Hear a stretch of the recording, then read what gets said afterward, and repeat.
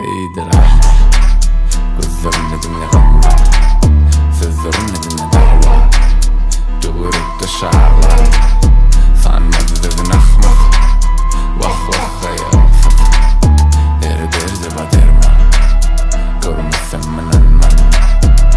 Ey gideli bara, ondan son yine vır bara, geçen bay bir unul bara, istesen de nana içili şara, dünya dargunun öldüğünü anfa. Belli kar gibi durma, sözün dardan sen ansat yapmağı yıkmak. Ey sırasa, Elim açardım ama eş sardım bitir durman. Onun içince onun yeri var. Evet belki ki seni gurman.